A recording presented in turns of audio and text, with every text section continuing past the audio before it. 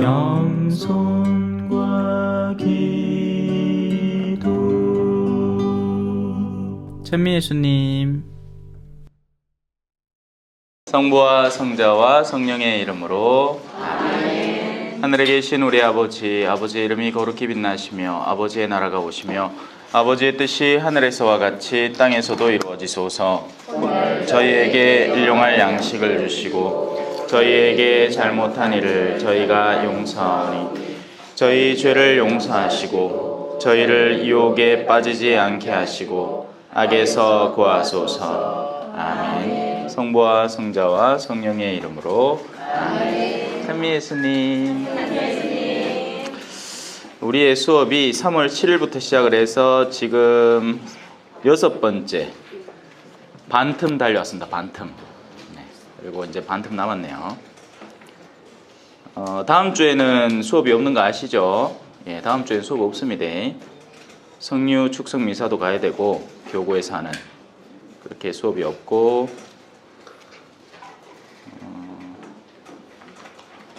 예, 그 다음 주만 수업이 없습니다. 성주간 잘 보내시고.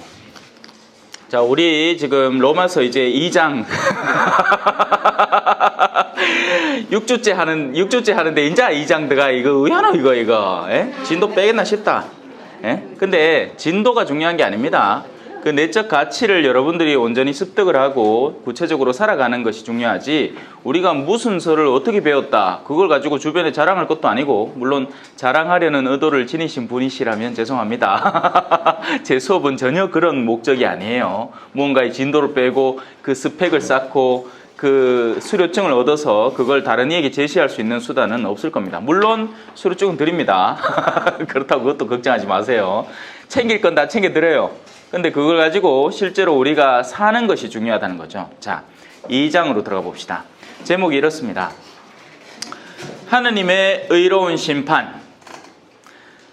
하느님의 의로운 심판. 이 제목은 사람들이 나름 고심해서 붙여놨을 거예요. 그냥 아무거나 갖다 대놓고 적지는 않았을 겁니다. 그죠? 그래서 우리가 어떤 종류의 특정 일에 대해서 그 올바른 직무를 파악을 하려면 그 주제가 뭔지를 먼저 잘 꼽아야 됩니다. 이 성당 일을 할 때도 거의 마찬가지인데요. 성당 일을 하는 중에는 이런 일들이 자주 일어나요. 이거 왜 합니까? 작년에 했으니까요. 작년에 했으니까 오늘도 하는 거예요. 작년에 했으니까 올해도 하는데, 우리가 작년에 했기 때문에 올해도 하는 건 사실은 그 근본적인 이유가 아무것도 안 돼요. 왜냐하면 이런 거 똑같은 거지. 10살 때 입던 옷 지금 입으세요. 왜? 10살 때 입었으니까. 말이 됩니까? 안 됩니까? 이건 당연히 안 되는 게 금방 느껴지잖아요. 왜냐하면 육체라는 게 어떻게 하죠? 성장을 해버리기 때문에 옛날에 입던 옷이 오늘날엔 더 이상 안 맞다는 얘기예요. 그래서 본당 활동을 제대로 한다는 것은 지금 우리의 본당을 직시하는 겁니다. 이게 제가 얘기하는 게 다른 이론이 아니고 바로 MBW에서 가르치는 바예요. 올바로 관찰을 할 줄 알아야 돼요. 지금 상황이 뭔지 분별을 할 줄 알아야 된다고요. 근데 그게 아니고 대놓고 그 이유가 작년에 했기 때문에 올해도 한다. 이런 요소들을 여러분들은 잘 분별해내고 거기에 합당한 의문과 올바른 개선점을 제시할 줄 알아야 됩니다. 그게 안 되면 어떻게 되느냐? 수동적인 신자가 되어버리고 마는 거예요. 그냥 하던 옷, 옛 것이 좋구나. 옛 부대에는 옛 포도주가 담겨야 되는구나. 옛날 걸 마셔보니까 옛날 것이 좋다 하는 사람들이 세고 센 겁니다. 근데 그 옛날 것은 지금 새 포도주 누구십니까? 예수 그리스도예요. 그 포도주를 담기에는 적합한 부대가 아니고, 그래서 새 포도주가 담기면 옛 포도주가 어떻게 된다고요? 터져버립니다. 옛 부대가 터져버려요. 그래서 새로운 부대를 마련을 해야 되는데 이 사람들이 그 준비를 안 하고 있는 거예요. 지금 여러분에게 다가서는 이 성경 강의 역시도 일종의 새 포도주입니다. 그렇기 때문에 여러분은 예전처럼 뭔가를 열심히 받아 적는 게 중요한 게 아니고, 이걸 내가 정말 내 몫으로 올바로 소화해내고 이해해내서 내 걸로 삼아야 하고, 그렇게 성경 강의에 다가와야 하는 거예요. 제가 여러분에게 전해드리는 요소들을 삶의 정황에서 구체적으로 실천해보고 험담하지 말라고 했을 때 여러분은 일주일 동안 그 수많은 체험의 기회들이 있었던 겁니다. 여러분이 일주일 동안 한 명도 안 만났다고요? 해! 누군가는 만나고 왔겠지. 그러고 나서 그 만남 속에서 무엇을 했는지 지금 떠올려 봐야 되는 거예요. 일주일 동안 나는 과연 뭘 했나? 그 만남은 어떤 만남이었나? 어떤 성격이었나? 그것이 혹시 옛 포도주는 아닌가? 자, 그래서 이 주제 안에 상당히 많은 게 들어있습니다. 하느님, 그분의 의로운 심판이라는 거죠. 그래서 이 세 가지 단어는 서로 엮일 수 있는 단어예요. 심판은 우리가 할 수 있는 게 아닙니다. 심판은 의로우신 하느님만이 하실 수 있는 거예요. 또 거기에서 다른 요소도 유추해 볼 수 있겠죠. 우리는 의롭다 했는데, 내가 옳다 했는데, 알고 보니 아이들아 이거야. 우리에게는 의로움이라는 요소가 없다는 겁니다. 우리가 바라볼 수 있는 것은 기껏해야 껍데기일 뿐이니까, 우리가 바라보는 껍데기 속에 숨어있는 것에 무엇이 들어있는지 우리는 분별을 못하니까 덜렁 사기에도 걸려 넘어가고, 호기심 때문에 접근했다가 나주에도 덜렁 가게 되고, 자동 파문의 제재를 당하게 되고, 생난리 북새통인데 그것도 쏘이고 앉았다 갔다 와놓고는 안 갔다 와놓고 맨키는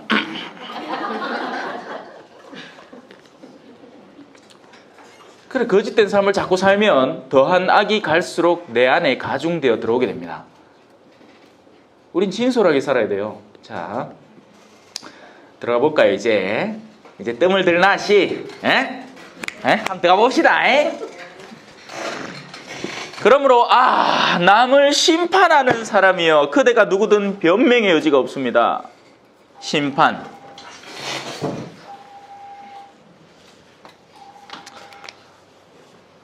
전화가 왔구나 하는 것은 분별이에요. 전화가 왔구나 하는 건 분별입니다. 분별은 나쁜 게 아니에요. 맞다, 어제 내한테 전화 왔는데 전화해준다 해놓고 까먹었다. 큰일 났네. 자, 찜찜하네 갑자기요. 어제 수업하는데 전화 와가지고. 자, 전화가 온 건 분별입니다. 아니, 수업 시간에 전화를 하고 평소에 어떻게 생시를 했기 때문에 막 이렇게 이제 생각이 시작되면 거기서부터 심판이 시작되는 거예요. 그래서 우리의 심판은 옳지 않습니다. 우리는 분별은 해야 돼요. 근데 분별에서 심판으로 건너갈 수는 없습니다.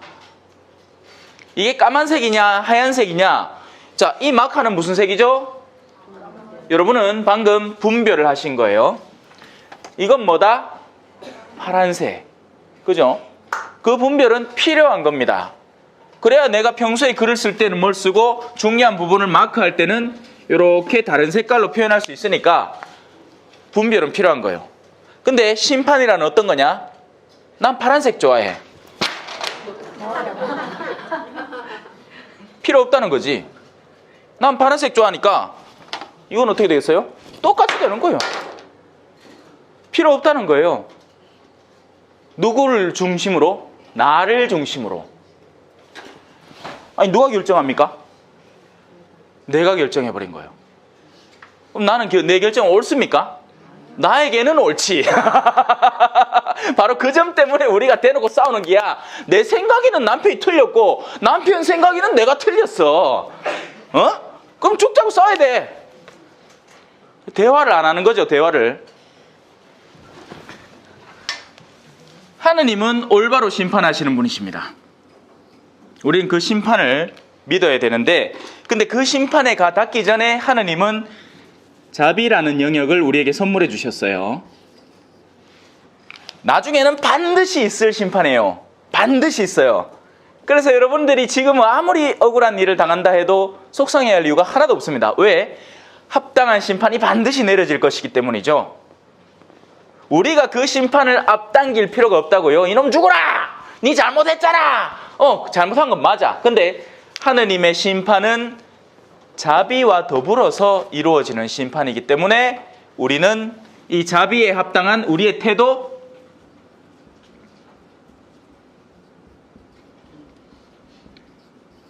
인내와 기다림을 해야 되는 겁니다. 바로 우리에게 부족한 부분이 이건 거죠. 또 여기에 곁들여서 하나 더. 겸손이 부족한 거예요. 우리의 합리성이야말로 가장 극도의 가장 합리적인 상아탑이다. 헌데 하느님은 그걸 지금 당장 내 합리적인 기준에 맞게끔 하지 않고 하느님은 이 밑에서 논다는 거야. 내가 생각하기엔 하느님은 일을 안 하는 분 같아. 내가 생각하기엔 하느님은 의롭지 않은 분 같아. 내가 생각하기엔 저 사람은 지금 당장 번개를 맞아갖고 죽어도 싼데 하느님은 그걸 안 한다는 거야. 그럼 누가 하느님입니까? 이 상황에서? 지가 하느님이야. 이봐, 또 전화 왔다. 잠깐만요. 이거 어제 그 전화 아닌가? 잠깐만. 여보세요. 자, 죄송합니다. 여러분도 저를 분별하세요. 뭔 전화를 저렇게 급한 전화길래 얘는 이 수업 중에 이 수많은 사람을 내팽개쳐놓고 전화를 받으러 가? 그걸 제가 미리 얘기를 해놨죠. 그죠? 어제 전화 왔는데 근데 그 전화 맞아. 평화방송 라디오에서 서울 평화방송 라디오에서 뭐 프로그램을 만들겠지. 자, 그래서 우리의 그 겸손이 부족할 때 우리는 하느님마저 자신의 아래로 놓게 됩니다. 굉장히 위험한 상태에 이르게 되는 거예요. 자, 이제 여기서 하는 말을 들어봅시다. 남을 심판하는 사람이요, 그대가 누구든 변명의 여지가 없게 됩니다. 남을 심판하면서 똑같은 짓을 저지르고 있으니 남을 심판하는 바로 그것으로 자신을 단죄하고 있기 때문입니다. 이것만 읽으면 무슨 말인지 모르겠죠? 물론 이제는 알지. 제가 설명했으니까. 이것만 읽으면, 만약에 여러분이 이것만 읽었더라면 이게 헷갈릴 거예요. 근데 이제는 아는 겁니다. 남을 심판한다는 것은 그 남을 심판하는 자리에 자신이 굳건히 서 있다는 얘기고, 그 말은 곧 자신이 하느님의 심판보다 훨씬 월등히 뛰어난 존재임을 자각하고 있다는 얘기예요. 그 자체로 뭐가 된다? 심판의 대상에 포함이 되어버리는 겁니다. 바로 그 교만이. 왜? 하느님은 지금 그 사람에게 무엇을 베풀고 있다? 은총과 자비를 베풀고 있는 거예요. 그 사람이 숨쉬고 살아가는 것은 하느님의 은총입니까? 아닙니까? 은총이에요. 우리가 숨쉬고 살아가는 것도 은총이에요. 우리 저 뒤에 저거 좀 끄면 안 됩니까? 덥다. 내만 덥나? 저거 좀 꺼져 있어. 막 후끈후끈하다 막. 어디 뛰갔다가 그런가? 자, 우리는 그러한 짓을 저지르는 자들에게 내리는 하느님의 심판이 진리에 따르는 것임을 알고 있습니다. 그러한 짓을 저지르는 자들을 심판하면서도 스스로 같은 짓을 하는 사람이요. 근데 이 세상의 사람들의 더 웃기는 점은 뭐냐면, 우리가 누군가의 요소를 심판할 때가 있어요. 그 사람의 내면 안에 존재하는 어떤 탐욕이라든지 이기심이라든지 교만이라든지 이런 것에 대해서 우리가 그 사람들의 내면을 바라보면 이게 보입니다. 보여요. 근데 그걸 보이는 것은 분별이에요. 그걸 바라보는 것. 저 사람이 그런 면모를 드러내고 있구나 하는 것은 분별에 속하는 영역이에요. 분별을 해야 됩니다. 분별을 해야 거룩한 것을 걔들에게 던지지 마라 하신 예수님의 말씀을 이행할 수 있고, 너희 가운데 죄 짓는 이가 있거든 뭘 해주라? 가서 충고를 해줘라 하는 충고도 이루어질 수 있게 돼요.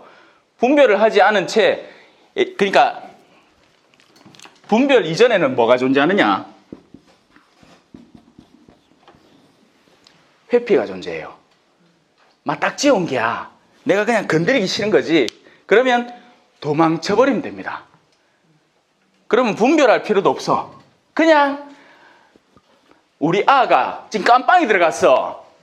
유치장에 들어갔다고. 근데 엄마한테 가갖고 물어보면 우리 아 착하는데 착하기는 개뿔 착해. 유치장에 들어갔다 할긴 해. 폭력 사건으로 너무 자식 기퉁배를 때려갖고 가가 옥수수가 털렸다니까.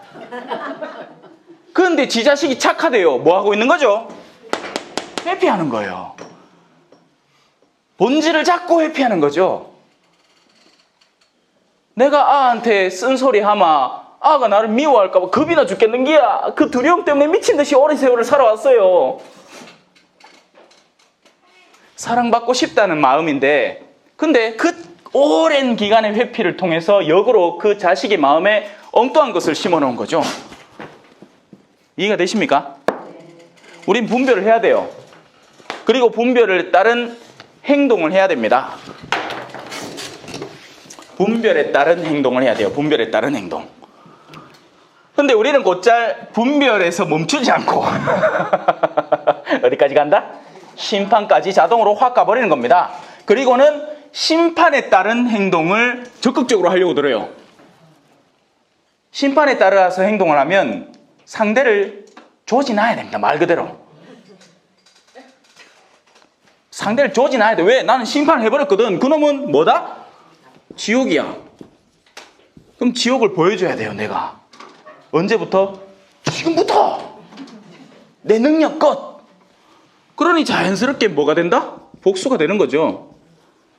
거기에 또 나의 증오도 포함이 되고, 왜? 인간은 감정을 폭발시키는 사람이거든요. 인간은 정말 평온하게 무슨 돌부처맨기로 네가 잘못했네 했네 이래 할 수 없어. 상대가 잘못한 게 있으면 내 속이 막 상하는 거예요. 그러다 보니 내 안에서부터 또 어둠들이 막 뿜어져 나오는 겁니다. 그러니 우리의 심판은 올바른 심판이 아니고 죄가 되는 거죠. 뭘 해야 된다? 분별을 해야 돼요. 분별을 하면 보입니다. 그리고 나서 분별하고 난 뒤에 행동을 해야 되겠죠? 그 행동은 나의 사고에서 나온 행동이 아니라 성령에 따른 행동을 해야 됩니다. 그러면 그 성령은 우리에게 뭐라고 할까요? 그렇죠. 인내할 줄 알고, 자비를 지닐 줄 알고, 기다릴 줄 알고, 겸손할 줄 알아라. 하느님 앞에 근본적으로 겸손할 줄 알아라. 그분이 행하신다. 그리고 그 행하는 때를 기다릴 줄 알아라. 그리고 참아라. 다만 우리가 할 수 있는 사랑의 행동, 사랑의 적극적인 행동은 아무리 해도 부족하지 않아요. 사랑을 위해서 행동하는 것은 아무리 해도 부족하지 않다고요. 충고, 조언, 뭐 등등등. 즉 뭐다? 회피하지 마라. 회피하지도 말고 심판하지도 말고 분별 있게 성령 안에서 행동해라. 그 행동은 적극적인 행동으로 드러나야 한다. 갈 길이 멀죠? 이것도 말아야 돼, 저것도 말아야 돼, 이걸 해야 되는데 분별을 하려니 분별의 자료도 없고 근거도 없어. 지금까지 내 분별을 한 건 이런 거였어요. 저 스카프가 50만 원짜리인가 40만 원짜리인가? 그건 잘 알아 내가. 저 구두가 에르메스인지 뭔지, 저 시계가 뭔지 뭐 이런 건 잘 알아. 우리 외적 가치는 금방 분별해낸다니까요. 근데 문제는 뭐다? 그가 지닌 내적 가치는 어떤 것인가? 그 내면에 무엇이 깃들어 있는가? 그러했긴 해 사기꾼한테 당해놓고는 나중에 으라닫고 날린기라 애시당초 피하면 될걸. 응?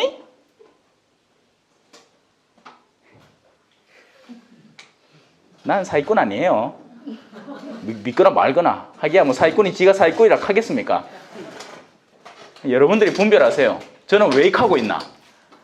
왜 그냥 쉽고 편하게 교재 하나 갖다 던져놓고 그 교재 쫄쫄쫄쫄 읽다가 내 생각나는 거 아무거나 미치끼고 또 교재 쫄쫄쫄쫄 읽으면 1시간 후 가는 거를 왜 나는 이 성경을 뜯어 씹어 삼키면서 이렇게 하고 있는지 여러분들이 분별해 보세요. 자, 그러한 짓을 저지르는 자는 3절입니다. 심판하면서도 스스로 같은 짓을 하는 사람이요. 그대는 하느님의 심판을 모면할 수 있으리라고 생각합니까? 아니면 하느님의 그 큰 호의와 관용과 인내를 업신여기는 것입니까? 그러니 바울로 사도의 근본적인 자세와 태도는 우리 모두가 하느님의 뭐의 대상이다? 호의와 관용과 인내의 대상임을 설파하고 있는 겁니다. 우리 중에 그 누구도 이 세 가지 하느님의 호의와 관용과 인내 없이는 단 하루도 못 살아가는 사람들이에요. 근데 우리는 거기서부터 먼저 단절되어 버린 거죠. 그러니 이제 나는 타인을 심판할 수 있게 되는 겁니다. 왜? 내가 하느님의 호의와 관념과 인내를 늘 떠올리고 산다면 내가 그만큼, 말 그대로 우리 성경에 나오는 그 엄청난 빚을 진 종이 용서받아갔는데 길 가다가 100데나리온을 빚을 진 사람 만나잖아요. 그래서 멱살을 잡고 난리부세통이 안 납니까? 여러분, 근데 그 복음을 이렇게 읽어보시면 흥미로울 거예요. 앞부분을 제외하고 뒷부분만 읽어봐. 그러면 여러분은 어느새 그 100데나리온 빚지고 그걸 안 갚은 사람의 멱살을 쥐고 있는 그 사람과 동화되고 있다니까? 그래, 요래 해야지. 빚을 줬으면 갚아야지, 요놈은 종이. 근데 문제는 뭐였다? 그 앞선 내용에 대해서 우리가 잘라놨기 때문에 후반부가 이해가 된다는 겁니다. 근데 그 복음은 우리는 앞에서부터 읽기 때문에 자연스럽게 이 종 나쁜 놈이네 하는데, 사실 우리가 누구다? 우리가 그 종들인 거예요. 우리가 마치 이는 다윗이 그죠? 우리아의 아내를 막 연락 탐해가고 범하고 우리아도 취기쁘고 전장터 보내가지고 그래 나쁜 짓 할 것 다 해놓고는 지는 아직까지 이스라엘 왕이라 이거지. 그래갖고 나탄 예언자가 와갖고 지 얘기를 살살살살 하는데 뭐 그래 나쁜 놈이 있어? 니다 임마. 다윗 니라고 이놈아. 하있긴해 지가 화들짝 놀래는 그거하고 비슷한 거죠. 성경의 모든 내용은 바로 우리 자신들을 위한 겁니다. 우리가 딴 사람을 재단하게끔 하기 위해서 존재하는 도구가 아니라, 성경은 타인을 위해서 이용해 먹는 도구가 아니라 나 자신을 성찰하고 반성하게 하는 도구로 가장 우선적으로 써야 돼요. 우리 눈에 있는 들보부터 빼내야 그 다음에 뭘 해도 하지. 안 그래요? 맞아요. 자, 그분의 호의가 그대를 회개로 이끌려 한다는 것을 모릅니까? 하느님의 근본적인 의도, 그것은 우리가 회개로 나아가는 것입니다. 가장 먼저 우리에게 적용되는 요소죠. 회개. 그대는 회개할 줄 모르는 완고한 마음으로 하느님의 의로운 재판이 이루어지는 진노와 계시의 날에 그대에게 쏟아질 진노를 쌓고 있습니다. 그러니 이런 말을 거듭해서 바오로 사도가 의도하는 건 뭐다? 심판하지 마십시오. 여러분이 아무리 합리적이고 맞고 옳더라도 분별에 따라서 인내하고 기다리고 사랑할 줄을 알지, 심판해서 그를 지옥에 쳐넣으려고 의도하지 마십시오. 사랑을 해야 된다는 겁니다. 그게 바오로 사도의 의도예요. 우리 자신의 그 의욕을 뽑아내놓으려는 게 의도가 아니고, 우리가 그런 처진 줄 올바로 이해를 하고 다른 이들을 사랑하자. 암만 악인이라도, 정말 씹어 삼켜 죽여도 마땅치 않아 보이는 그런 악인이라도 기회를 주자는 것입니다. 근데 우리는 너무나 곧잘 그런 유혹에 빠져들기 시작하는 거죠. 타인에 대한 재단. 오늘 와 이래 전화가 오네. 자, 봅시다. 하느님께서는 각자에게 그 행실대로 갚으실 것입니다. 이 말로 인해서 하느님의 심판의 엄정함을 분명히 드러내고 있습니다. 하느님은 분명히 각자의 행실 그대로 남김없이 갚으세요. 이 말은 한편으로 무서운 말이에요. 그렇죠? 예. 하지만 우리가 만약에 이걸 우리 자신에게 적용시킨다면 무서운 말이지만, 만약에 우리가 누군가에게서 억울한 일을 당하고 있을 때는 이 말이 나에게는 위로로 작용을 합니다. 세상에는 억울한 일이 없어요, 여러분. 물론 이 현세에서는 억울한 일이 분명히 존재하죠. 하지만 영원에서는 절대 억울함이 존재할 수가 없습니다. 그러니 여러분이 지금 안 갚아도 돼요. 지금 복수를 안 해도 돼. 지금 형제간에 소송을 안 걸어도 돼요. 소송을 걸고 있다면 당장 취하하세요. 싸우지 말라고요. 왜? 그 마지막 한 입까지 갖기 전에는 여러분들이 그 감옥에서, 여러분들이 스스로 조성해 놓은 그 현세의 감옥에서, 그 증오의 감옥에서 탈출할 수 없게 되는데, 여러분들이 거기를 탈출을 안 해놓으면 영원에 들어가서 어떻게 될 것 같습니까? 이제 하느님의 심판이 여러분에게 다가오기 시작합니다. 남김없이. 그래서 우리에게는 지금 시간이 부족해요. 뭐 할 시간이 부족할 것 같아요? 사랑할 시간이 부족해요. 용서해 줄 시간이 부족해요. 이건 엄연한 현실인데, 영적 현실인데, 사람들이 지주머니에 돈 들어가고 빠져나가는 거는 민감하면서 자기 영혼이 피폐화되는 건 도저히 바라보지를 못하는 겁니다. 그래서 제가 익하고 있는 기고 온 동네를 싸돌아다니면서 제가 익하는 이유, 근본 이유, 한 명이라도 더 구해내고 싶은 거예요. 그 증오의 굴레에서. 용서하세요, 제발. 잘 안 돼요. 용서하기 힘들어요. 용서하는 게 정말 속에서 진짜 막 천불이 날 겁니다. 그럼에도 불구하고 여러분들의 영혼을 고려한다면 용서하셔야 되는 거예요. 근데 자, 여기서 한 걸음만 더 짚어볼게요. 용서를 한다는 게 상대가 저지르는 악을 그대로 방치해 두는 건 그건 용서가 아니고 뭐다? 회피다. 그건 용서가 아니에요. 그건 진정한 의미의 용서가 아닙니다. 우리가 용서한다는 건 적극적으로 사랑한다는 거예요. 실천과 행동 안에서. 이 부분은 시간을 좀 더 두고 배우셔야 돼요. 왜? 이제 여러분은 겨우 이거에 대해서 이해를 도모하셨어요. 아, 심판하면 안 되는구나. 아, 회피해도 안 되는구나. 분별을 해야 되는구나. 이제 겨우 걸음마를 시작했기 때문에 그 구체적인 회피의 단계가 어떤 것이며 또 어떤 종류의 정말 간악한 심판, 거짓된 가면을 쓰고 우리가 하고 있는 거짓된 심판들이 있는지 천천히 배워나가야 됩니다. 안 카다간 토해부. 음식을 막 쑤시고 뭐해야 됩니까? 우악 토합니다. 한 개씩 한 개씩 무른 음식부터, 그죠? 우리 할매가 내한테 사가줄 때 요래요래 숟가락으로 사과 파가 물로 된 거 입에 샥 넣어주면 얼마나 맛있던동. 요새는 이제 사과를 껍질째 그냥 씻어갖고 쓱쓱 썰어가 먹는데 그득그득 씹으면 씹는 시간도 오래 걸리고 뒤잖아요. 에? 하지만 지금 그렇게 할 수 있죠. 어릴 땐 그렇게 못했고. 자, 꾸준히 선행을 하면서 영광과 명예와 불멸을 추구하는 이들에게는 영원한 생명을 주십니다. 그러니 하느님께서 각자에게 그 행실대로 갚으신다는 말은 늘 두 가지 의미를 지닌 거예요. 바로 이 첫째 단계의 사람들, 늘 영광과 명예와 불멸을 추구하는 이들에게는 기쁨의 소식. 아, 하느님께서 행실대로 갚으신다. 나는 영광을 추구했으니 영광을 받겠구나. 그런데 그 반대편에 선 사람들에게는 어떻게 들리겠어요? 두려운 소식, 심판의 소식으로 들리는 거죠. 그러나 이기심에 사로잡혀 진리를 거스르고 불의를 따르는 자들에게는 뭐가 쏟아진다? 진노와 격분이 쏟아집니다. 우리에게는 간식이 쏟아질 겁니다. 10분간 쉬시고 20분에 아까 전에 운전하는 그 평화방송 TV에 나온 프로그램을 라디오에서 틀어준답니다. 또 월요일부터 그랬나? 하여튼 나중에 편성 보면 알겠지. 그래, 그거 허락해달라고. 하이소. 네, 뭐 어차피 많이 들으라고 한 김께. 그러면 또 새로 시작하도록 하겠습니다.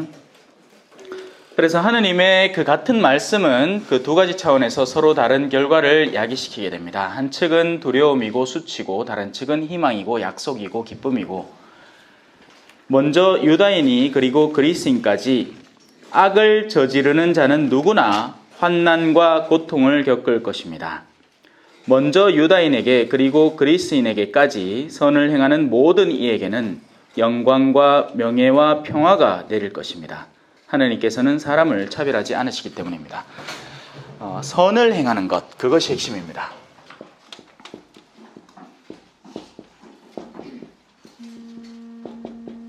선을 행하는 건 이건 만국 공통어죠. 만국 공통어예요. 선을 싫어하는 사람은 아무도 없어요. 사람을 만나도 성마른 사람하고 부드럽고 온유한 사람이 있을 때 성내는 사람 싫어하는 건 당연히 싫고 온유하다는 게 좋다는 걸 아니까 온유함이 선으로 분류되는 겁니다. 그죠? 근데 이게 이 속이는 자들이 많이 나왔잖아요. 세상에 속이는 자들이 많이 나왔어요. 그래서 뭘 하느냐? 이 선을 엉뚱한 것으로 속이기 시작하는 거예요. 선은 원래 선이에요. 선이 변형된 적이 없습니다. 빛은 원래 빛이에요.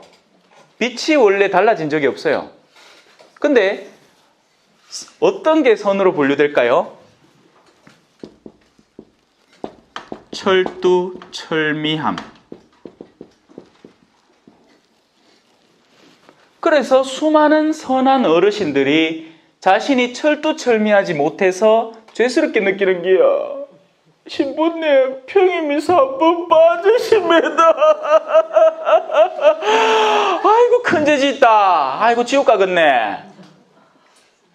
와예, 내가 허리가 아파갖고 어제 병원 갔다 온다고 내가 평임이사 못 나오십니다.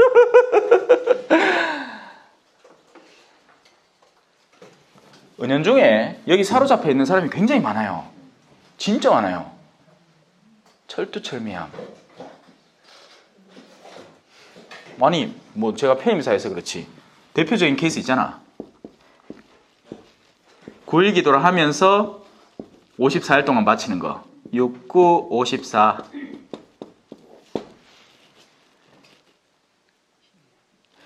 구일 기도 53일째 되던 날 밤 11시 55분.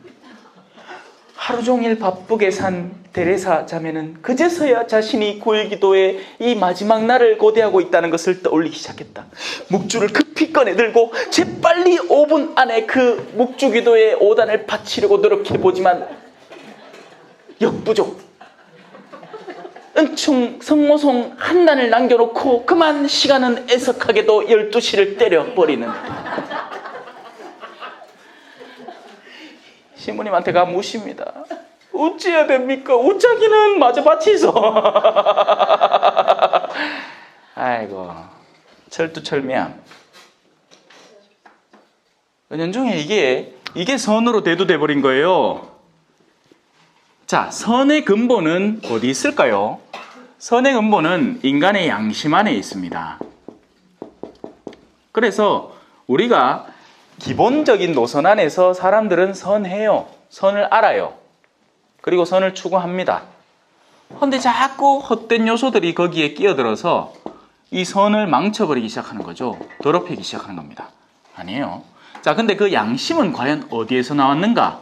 바로 거기에서부터 사람들은 계시 종교와 자연 종교가 나뉘는 거죠. 자연 안에서 살아가다 보면 이치와 법도라는 것이 존재하고, 그리고 이 계시라는 것은 아니다. 그 위에 계신 분이 우리 안에 부어주신 것이다. 선하신 분이, 진정한 선하신 분이 우리에게 부어주신 것이다 하는 두 가지 방향이 나뉘는 겁니다. 바로 여기에서 시작된 것이 바로 불교가 바로 이 파트예요. 자연 종교죠. 자연이 사람들과 사람들이 부딪혀서 살다 보니 이게 괴롭고 힘든 일들이 자꾸 생긴다는 거야. 고가 생긴다는 거죠. 고, 괴로움. 그래서 그걸 피하는 방법들을 찾고 찾으니 자연스럽게 이런 극도의 긴장감에 도달할 때 바로 열반에 들고 우리는 해탈을 하게 되는 것이고, 그래서 이 과정을 설명하려고 하니 이게 한 생으로 안 되는 게야. 한 번만 살아갖고는 안 되는 거예요. 이 중생들이 다 빠져 있는데, 제가 중학교 때 맨날 노래하던 그 중생을 다 건지오리다, 이런 한락하니 결국 나오는 게 뭐다? 윤회가 나오는 겁니다. 다시 돌고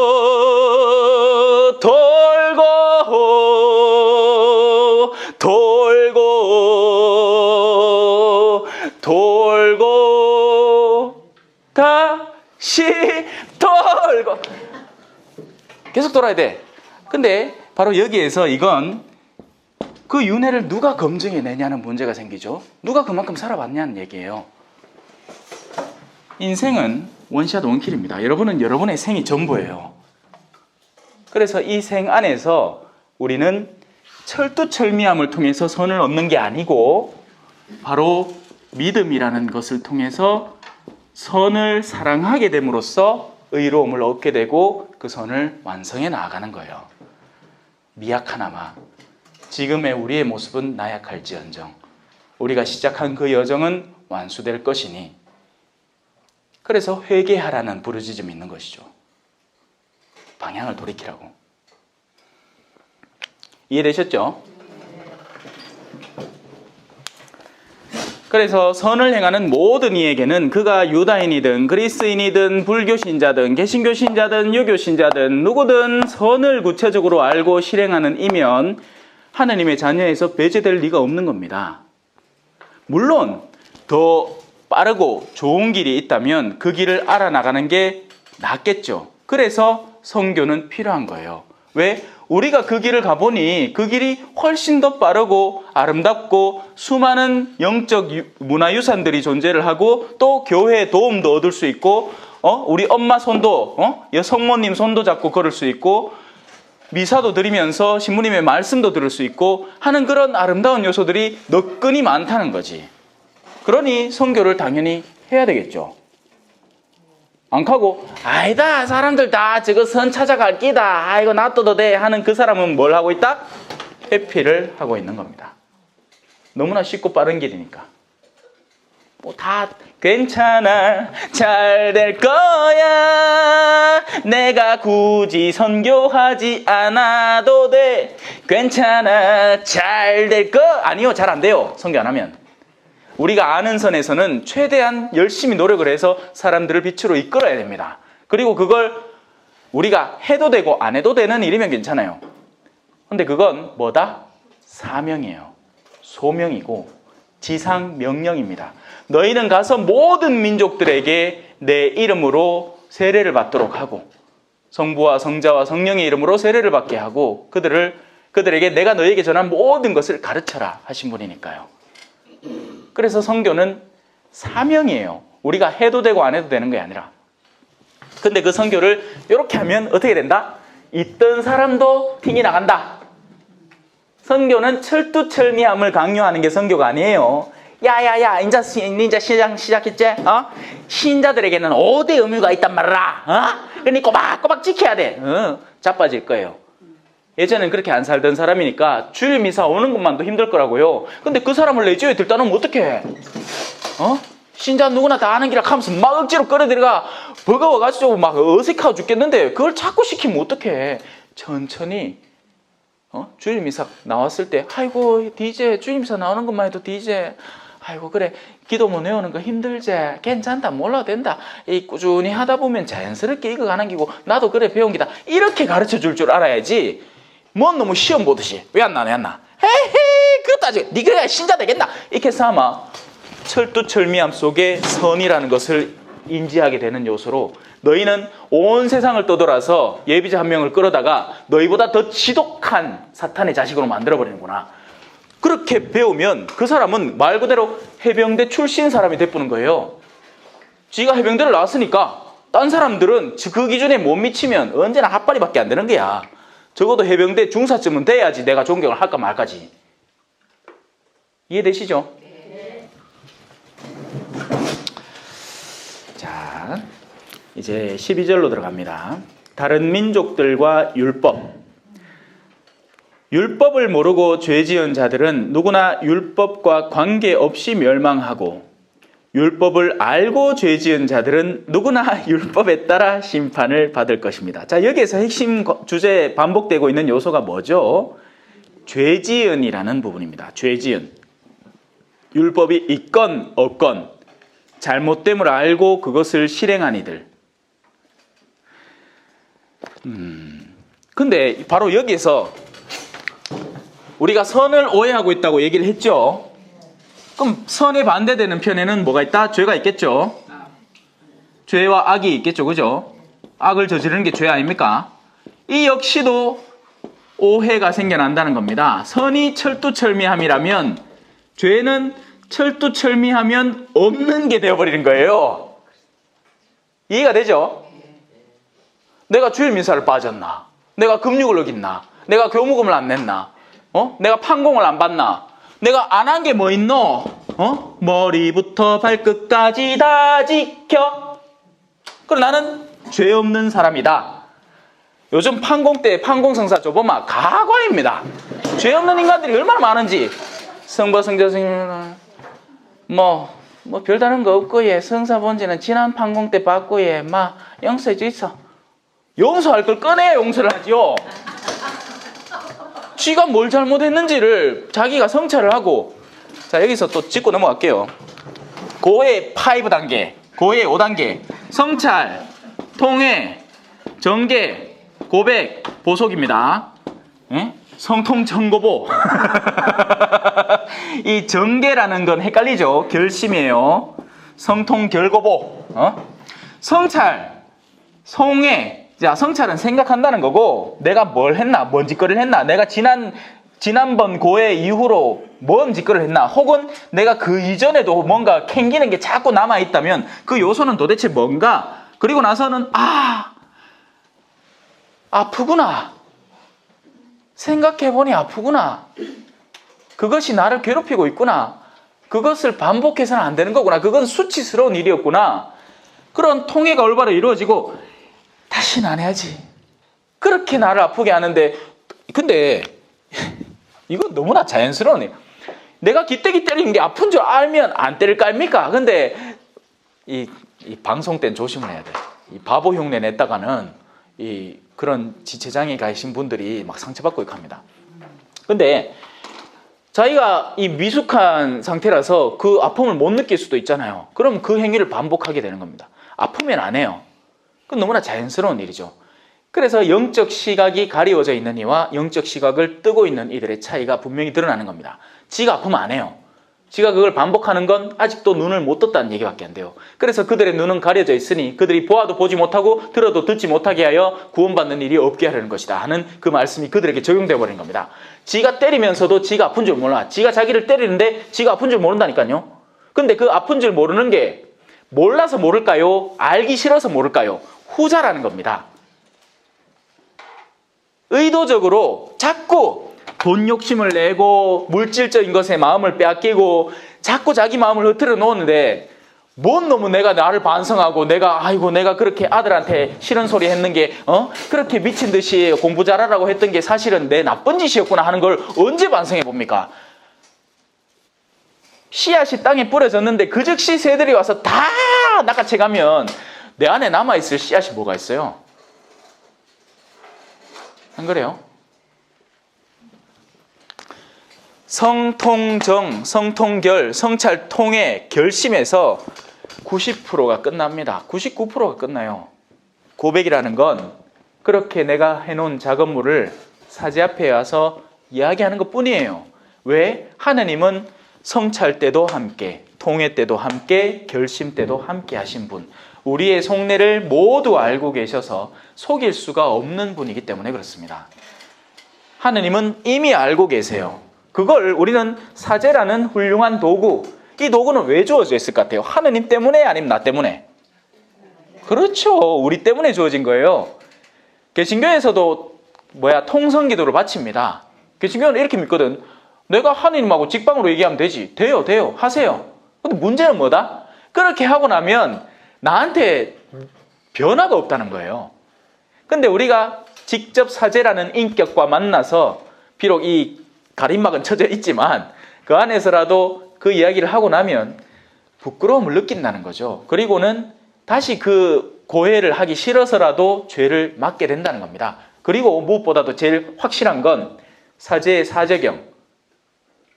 나는 성부와 성자와 성령의 이름으로 당신의 죄를 용서합니다 하는 그 사제경을 내 귀로 들을 때 내가 분명히 죄의 용서를 받았다는 확신을 할 수 있다는 겁니다. 물론 그게 안 되는 분들도 있지. 세심증에 빠지는 분들. 고해했어. 이제 금방 고해했어.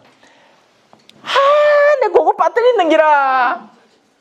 근데요, 고해할 때 여러분들이 생각이 안 난 것들은 그건 여러분 탓이 아니에요. 그건 용서받은 거예요. 근데 그 믿음이 안 생겨날 때는 착한 사제 찾아가서 또 총고회를 한번 하세요. 자꾸 여러분들을 일상적으로 계속 떠올라서 괴롭히는 어떤 죄의 요소가 있으면 끊어버리세요. 과감하게. 예? 금요일마다 제가 10시에 성령기도회 하면서 고해주니까 포항 오시라고.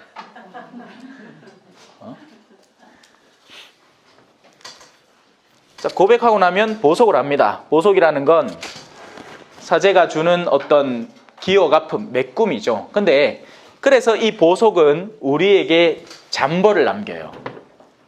우리가 범한 모든 죄의 결과물에 대해서 합당한 보석일 리가 없어요. 그리고 우리는 곧잘 이 보석 때문에 또 죄를 저질러요. 맞죠? 십자가를 길기도 한번 알았겠지만 내가 너무 바빠갖고 십자가를 길기도 할 시간도 없어. 그러고 났지만 다음 고해 볼 때 그게 또 죄의 근거가 되네. 지난번 신부님이 주신 그 보석 다 뭐이십니다 하고 또 고해 보러 오는 게야. 그래서 저는 주님에게도 빠이 안 줍니다. 미사 직전에 다 보라고. 미사 직전에 다 털어버리라고. 왜? 고해를 진정한 하느님의 은총의 체험으로 만들어주고 싶은 거죠. 근데 보좌 신부님들은 흔히들 막 고심을 해. 자기 딴에는 막 고심을 해서 지금 이 자매가 고백하는 죄에 가장 합당한 보석은 뭘까? 미친 듯이 고심하는 거야. 예? 연구 많이 합니다. 보좌 때는. 그래서 오히려 나이 지긋한 어르신이 훨 나아요. 예. 그분들은 별 긴장감이 없어.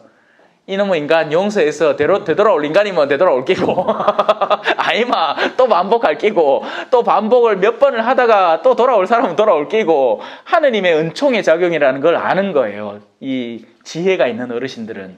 근데 보좌 신부님들은 말 그대로 철두철미하게 그의 가장 적합한 보석을 찾아주려고 노력을 하는데 안 되지.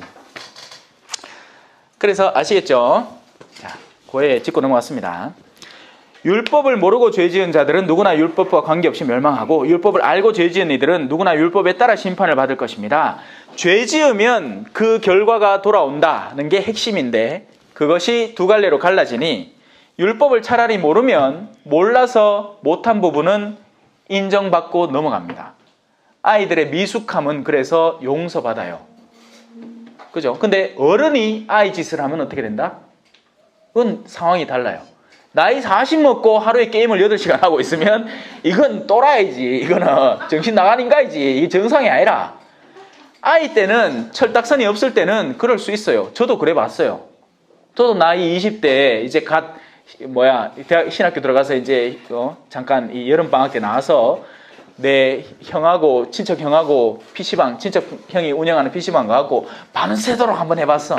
한번 하고 나니까 감이 필이 바로 오더라. 다시는 하면 안 되겠구나. 너무 피곤하더라고. 근데 그 정도의 열정을 갖고 하는 아들은 뭔가 내적 상처가 있기 때문에 그렇게 해요.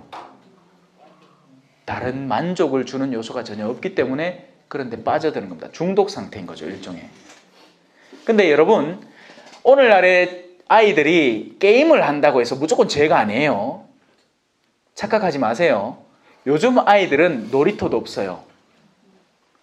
큰 방 작은 방 게임도 못해. 비석 맞추기도 못하고 오징어 가생도 못해. 아무것도 없어요, 말 그대로. 그럼 남은 놀이에 아이들은 놀아야 될까요? 안 놀아야 될까요? 놀아야 됩니다. 노는 유일한 만남의 장소, 친구들과의 관계에서 자신의 나름의 입지를 구축하고 자신의 사회감을 형성하는 그 남은 장소가 온라인 게임밖에 없는 거예요, 지금은. 그래서 부모님이 관심을 가지고 그 시간을 조절해 줄 알아야지 대놓고 게임이라고 무조건 나쁜 취급을 하면 미치 봅니다. 더 나쁜 게 뭔지 알아요? 억지로 하는 공부가 더 나빠요. 정말 아이의 수준에 합당한 도전은 필요하죠. 시험을 대비하기 위해서 공부하는 건 맞습니다. 그런데 24시간을 공부하라고 하면 누가 안 미칩니까? 어리라도 그래 못해요. 제가 이렇게 얘기할 수 있는 건 제 석사 논문이 게임이기 때문입니다. 저는 게임을 좋아했고 게임을 아직도 해요. 시간이 조금 나고 여유가 있을 때 스트레스를 해소하기 위해서. 또 요즘 게임은 영화 한 편을 담아놨습니다. 체험하는 영화를 하는 거죠. 여러분들도 드라마 보잖아. 그죠? 다른 이의 삶을, 사랑과 전쟁 재밌잖아요. 이거 점 하나 붙이고 나 복수할 거야. 이런 거 재밌잖아. 다른 이의 삶을 간접 체험하는 행위예요. 그럼 필요한 요소라고요. 물론 거기 빠져들면 문제지만. 그래서 게임은 윤리적으로 올바르게 쓰일 수 있습니다. 우리가 현실을 충돌시키지 않는 범주 안에서까지는. 그런데 게임이 현실을 침범하기 시작할 때, 내가 얘기한 것처럼 밤새도록 게임을 해서 그 피로도가 그 다음날의 실생활에 영향을 미치기 시작할 때, 그때부터 게임은 윤리적으로 타락하는 행위가 되는 거예요. 이런 얘기들을 자녀들하고 진솔하게 하고 합당한 시간을 스스로 정하게 만들고, 예? 그렇게 하라고요. 자, 계속 가봅시다. 율법을 듣는 이가 하느님 앞에서 의로운 이가 아니라 주님 주님 한다고 해서 의로워지는 게 아닙니다. 성경을 바짝 읽고 성경을 몇 번이나 읽고 성경에 대한 모든 학술적인 이야기를 주저없이 이야기할 수 있다고 해서 의로운 이가 되는 게 아니에요. 율법을 실천하는 이라야 의롭게 됩니다. 우리가 성경을 배우는 근본 목적은 뭐다? 살기 위해서, 실천하기 위해서 배우는 겁니다. 다른 민족들이 율법을 가지고 있지 않으면서도 본성에 따라 율법에서 요구하는 것을 실천하면 이것이 바로 자연법이라고 표현하는 것, 양심에 따른 행위를 말하는 겁니다. 그러면 율법에서 요구하는 것은 뭐죠? 선을 행하라는 거예요. 율법에서 요구하는 것은 철두철미함이 아닙니다. 금육이다, 고기 먹지 마라. 그러면 고기를 먹지 않는 근본 이유에 대해서 우리가 올바로 이해를 해야 돼요. 고기를 왜 안 먹을까요? 그냥 여러분 괴로우라고, 하루 괴로우라고? 고기 왜 안 먹습니까? 자, 우리가 마땅히 누릴 수 있는 것을 하루 참아 견뎌보면 그것의 절실함에 대해서 새롭게 인지하게 되고, 그래서 가난한 이들의 상태를 이해하게 됩니다. 고기를 먹고 싶어도 먹을 수 없는 이들. 그러면 그들에게 합당한 동정을 갖게 돼요.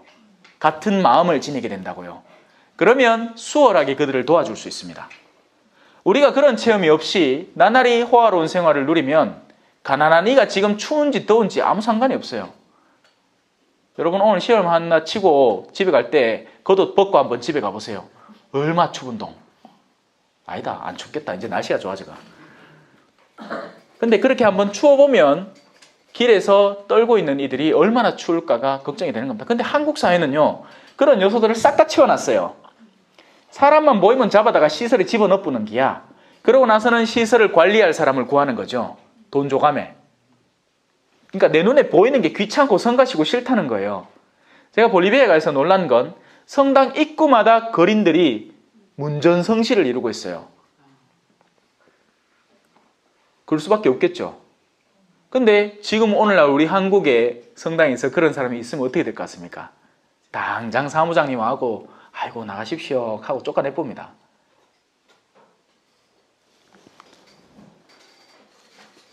어떤 기관에 보내버리고, 그리고 그 책임은 우리 것이 아니게 되죠. 근데 그런데 수용된 사람들은 어떻게 살아갈까요? 우리는 관심 없어요. 누군가는 하겠지. 그리고 그 누군가가 했지. 그게 누구였다? 교회였던 겁니다. 다만 교회가 옛날의 관행에서 벗어나지 못했기 때문에 오늘날 현대사회의 법의 심판을 받아버린 거죠.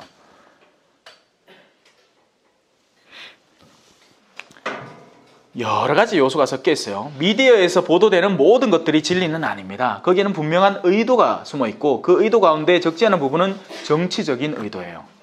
우리 편인가 아닌가 거기에 따라서 공격당하고 보호를 받는 거죠. 자, 계속 갑시다.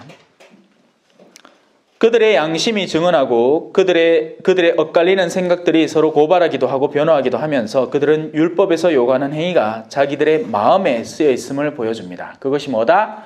양심, 자연법. 이러한 사실은 내가 전하는 복음이 가르치는 대로 하느님께서 그리스도 예수님을 통하여 사람들의 숨은 행실들을 심판하시는 그날에 드러날 것입니다. 그때에는 산 이들과 죽은 이들이 모두 육을 새로 입고 부활하게 될 것인데, 그때 사람의 아들이 와서 오른편에 있는 이들과 왼편에 있는 이들을 나누어 놓고 가장 핵심적인 구절로 심판을 하는 겁니다. 그 구절이 뭐다? 너희는 내가 굶주릴 때, 내가 배고플 때, 내가 헐벗었을 때, 내가 감옥에 갇혔을 때, 내가 병들어 누워있을 때 돌보았다? 돌보지 않았다. 거기에 대해서는 이견의 여지가 없어요. 자기가 암만 성당에서 뭔 놈 회장이고 뭔 놈 뭐 총무고 뭔 놈 해갖고 버팅이면서 하고 목에 힘주고 돌아다니면 소용없어. 저거 부모가 지금 아파 누워있는데 한 번도 가보지를 안 하고 돈은 많이 보내, 돈은. 근데 돈이 사랑해 줍니까? 돈이 사랑하나요? 돈은 사랑 안 해요. 돈은 사람을 고용하고 그 일을 시키도록 만들죠. 돈은 훌륭한 회피의 수단입니다. 나의 직무를 누군가에게 떠넘길 수 있는. 10계명의 네 번째 계명이 뭐죠? 부모에게 효효도하라. 그 다섯 번째 계명이 뭐게요? 살인하지 말라. 10계명은 중요도대로 적혀 있고 다섯 번째 계명 앞에 네 번째 계명이 존재를 합니다. 자, 어디까지 했죠? 그래서 그 숨은 행실들은 그리스도 예수님이 오는 그날에 반드시 드러납니다. 우리가 겉으로 아무리 웃고 있어도 내가 웃는 게 아니야. 너네 또 내가 걷는 게 아니야. 실은 내 속에 온갖 분노, 누구를 향한 증오, 원한, 나의 탐욕, 이기심이 여전히 숨어있고 깃들어 있다면 그날에 그것이 확 드러나게 됩니다. 그날은 더 이상 우리의 육신이 없을 테니까요. 우리의 육신은 훌륭한 도구예요. 숨길 수 있어. 내 속에 뭐가 있는지. 하지만 영적인 사람, 예수님은 그래서 무화과 나무, 무슨 나무 아래 있지? 하여튼 무슨 나무 아래에 있는 나타나엘을 알아볼 수 있었던 거예요. 필리포였나? 네가 거기 있을 때부터 내가 봤다. 왜냐하면 영적인 시야는 사람들을 서로 보게 해줍니다. 그리고 예수님은 누가 말하지 않아도 그 마음에 든 것을 이미 알고 있었던 거예요. 그러니 카인이 죄를 지었을 때 카인은 하느님을 똑바로 보지 못합니다. 네가 떳떳하다면 왜 고개를 숙이느냐? 네가 떳떳하면 나를 똑바로 직시하고 나와 눈을 시선을 나누고 함께 이야기할 수 있을 터인데. 근데 이건요 현실에서도 적용이 돼요. 여러분들 자녀들 죄 지었을 때 뭐 하나 그릇 하나 깨뜨리고 여러분한테 다가올 때, 여러분이 아끼는 화분 하나 깨고 떠올 때, 심지어는 개도 그래. 심지어 개도 그래요. 개도 하는데 지가 평소에 주인이 뭐만 하면 뭐렇게 하던 그 일을 해놨어. 휴지를 찢어버리게 화장실에 온천지 뿌려놓고는 이제 오는 게 그럼 돌아옵니다. 개도 아는 걸. 자, 유다인과 율법으로 들어가 봅시다. 그런데 그대는 자신을 유다인이라고 부르면서 율법에 의지하고 하느님을 자랑하며 율법을 배워 하느님의 뜻을 알고 무엇이 중요한지 판단할 줄 안다고 합니다. 이게 뭐다? 철두철미함. 율법의 철두철미함을 익히 아는 사람들, 대표적인 케이스들, 신약에 나오는 바리사이와 율법학자들. 그들은 철두철미한 이것이 대표하는 대표적인 단어 율법을 수호한다고 스스로 굳게 믿는 사람이죠. 하지만 이 율법은 말 그대로 철두철미한 율법이지 율법의 본질, 나는 율법을 완성하러 왔다. 예수님이 완성하려던 것, 선. 안식일 날 치유행위를 하면 될까요? 안 될까요? 안 됩니다. 철두철미함이죠. 주일 미사를 빠지면 될까요? 안 될까요? 안 됩니다. 하지만 그 주일에 미국에서 내 사랑하는 가족들이 와서 정말 2박 3일 잠시 머무는데 그들이 정말 나와 함께 아름다운 시간을 보내기 위해서 어딘가를 여행 가기를 간절히 원하는데 내가 나 중간에 주일 끼 갖고 아무 데도 못 간다. 사실은 가기 싫어서, 귀찮아서, 주일을 핑계로 얼마든지 지 놀러 갈 땐 갈 거면서 철두철미한 율법인 거죠.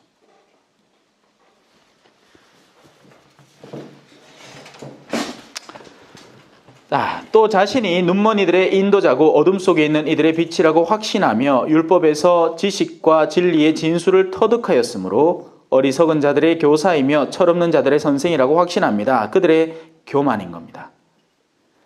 자신의 눈이 먼 줄도 모르는 교만. 자신이 철두철미함 속에 살아가고 있기 때문에 주님, 제가 주님과 함께 거닐고 주님과 함께 성체 식탁에 나아가고 내가 주교님하고 사진도 찍고 주교님 우리 집에 방문도 하고 그분하고 같이 고스톱도 치고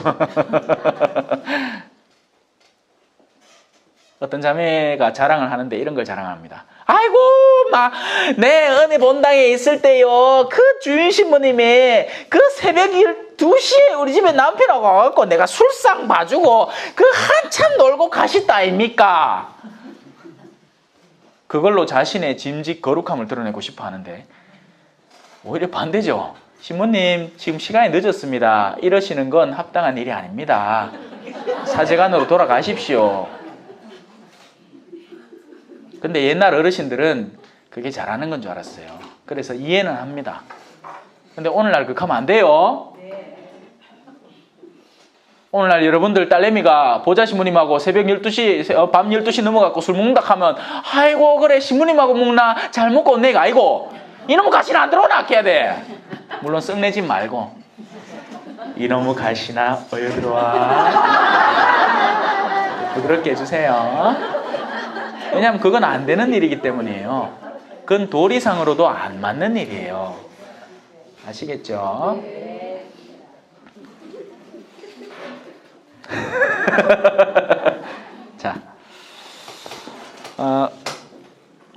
자, 그렇다면 21절이죠. 남은 가르치면서 왜 자신은 가르치지 않습니까? 도둑질을 하지 말라고 설교를 하면서 왜 그대는 도둑질을 합니까? 하나 묻겠습니다. 이 사람들이 도둑질을 했을까요? 안 했어요. 철두철미함 속에서는 도둑질을 안 해요. 근데 마음속으로 하고 있다는 겁니다. 마음으로 실천하는 것이 곧 그의 의도고 그의 의도는 언젠가는 실현될 거예요. 법망을 피해서 말이죠. 이해되십니까? 악은 반드시 자신의 의도를 실현해냅니다. 다만 법망이 두려울 때는 그걸 넘어서서 하진 않아요. 하지만 기회만 되면 이 남자는 자기 마누라 외에 딴 여자하고 놀아날 준비가 돼 있는 남자야. 이 사람은 우아하게 거룩하게 다른 사람의 물건을 그 즉시 훔쳐내지는 않지만 뒤통수를 쳐서 그의 돈을 내 주머니에 넣을 생각은 하고 있는 사람인 거죠. 그러면서 애터미 팔고 아미 파는 게야. 그 사람들이 훔친다는 건 아니에요. 그 사람들은 정당한 노동활동을 하고 있는 거예요. 근데 그걸 뭘 이용해서 하고 있죠? 교회의 인맥을 이용해서 하는 겁니다. 교회의 인맥은 왜 존재하는 건데요? 복음을 선포하라고 하나님의 뜻을 따르라고 존재하는 것인데 그들은 그걸 장사 속에 이용해 먹고 있는 거죠. 우리 분별이 안 돼. 왜? 그 사람들이 우리 평소에는 참 철두철미하거든. 내주에 빠진 적이 없고 주일미사도 꼬박꼬박 나오고 신부님하고 인맥도 두터운 것 같고 보면 참 철두철미한데 그 속에는 전혀 다른 게 숨어 있던 거죠. 자, 계속 나가겠습니다. 그들이 도둑질을 했다는 게 아니에요. 하지만 그 내면 안에 도둑질의 의도가 존재한다는 거죠. 간음을 하지 말라고 하면서 왜 그대는 간음을 합니까? 우상을 혐오한다고 하면서 왜 그대는 신전 물건을 훔칩니까? 율법을 자랑하면서 왜 그대는 율법을 어겨 하느님을 모욕합니까? 과연 성경에 하느님의 이름이 너희 때문에 다른 민족들 가운데에서 모독을 받는다고 기록되어 있습니다. 그래서 철두철미한 사람 치고 다른 사람의 존경을 받는 사람은 사실 별로 없습니다. 그 철두철미함을 사랑하는 사람들 사이에서 존경을 받죠.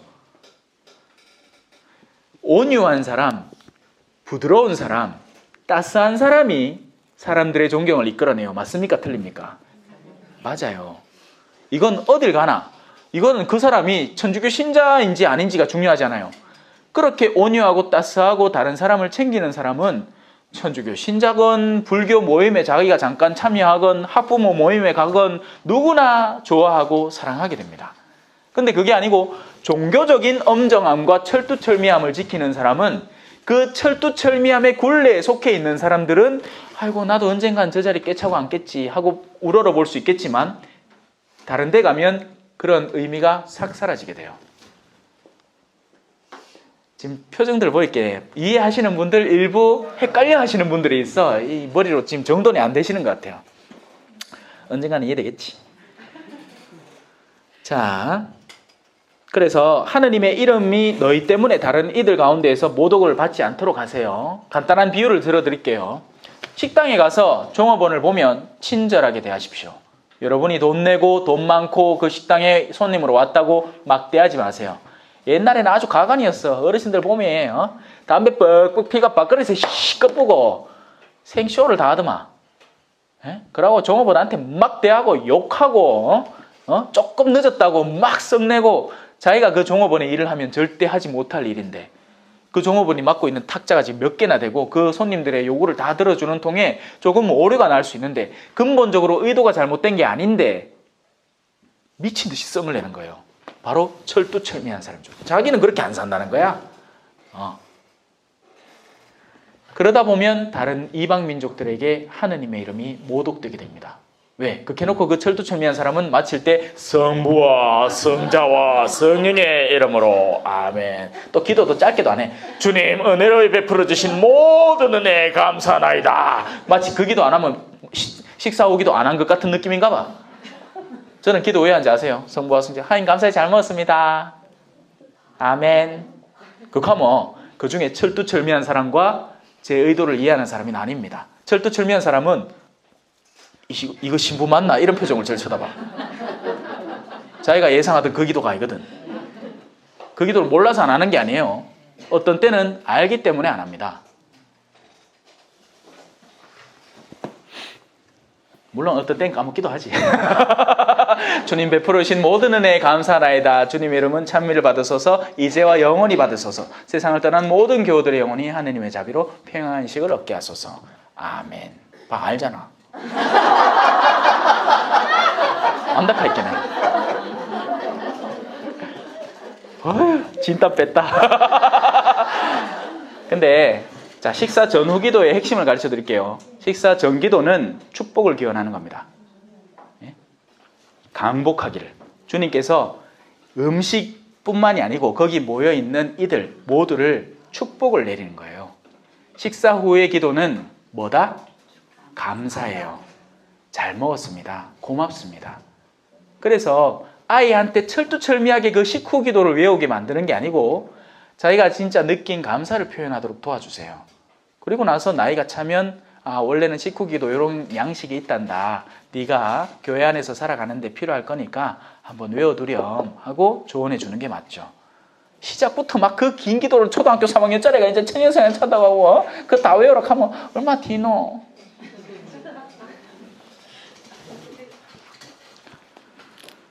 자, 그대가 율법을 실천하면 할례는 유익합니다. 할례는 뭔지 알죠? 포경수술입니다.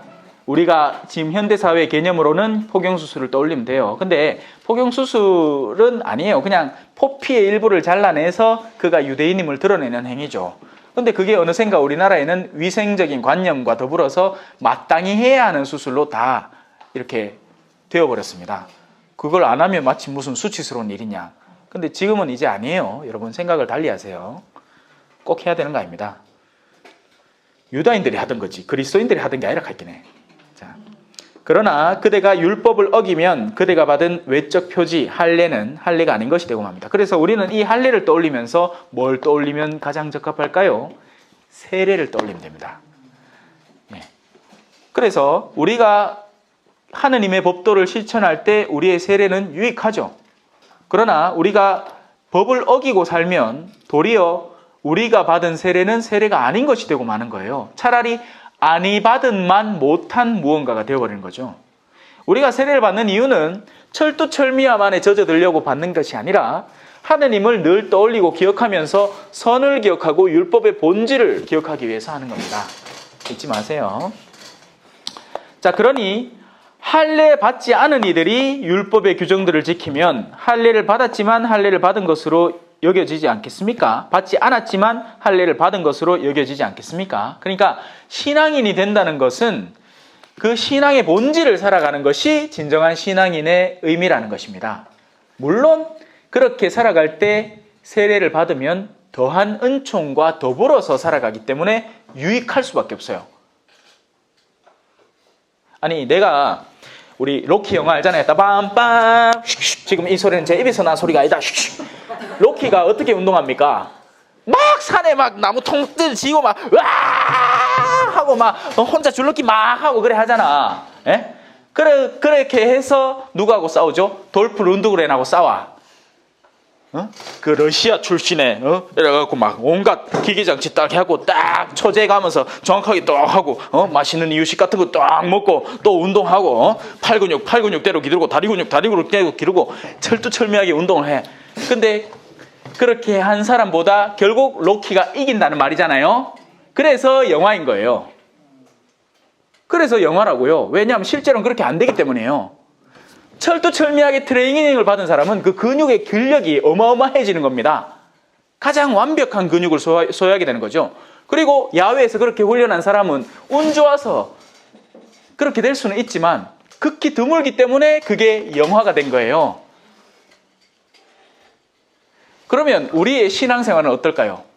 운 좋아서 밖에 있다가 정말 예수 그리스도를 사랑하게 되고 정말 돌아다니고 온갖 죄 짓다가 운 좋아서 예수님을 딱 만날 수 있겠지. 하지만 일찍부터 우리에게 그런 예수님을 만날 수 있는 것이 보장되어 있고 거기에 대한 좋은 가르침을 받을 수 있는 시스템이 있다면 그걸 왜 내팽개쳐야 되냐 이 말이죠.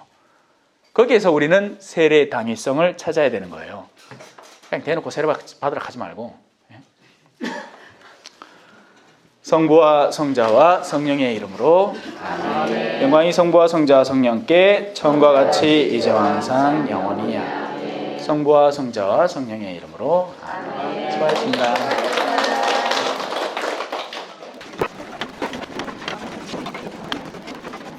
겸손과 기도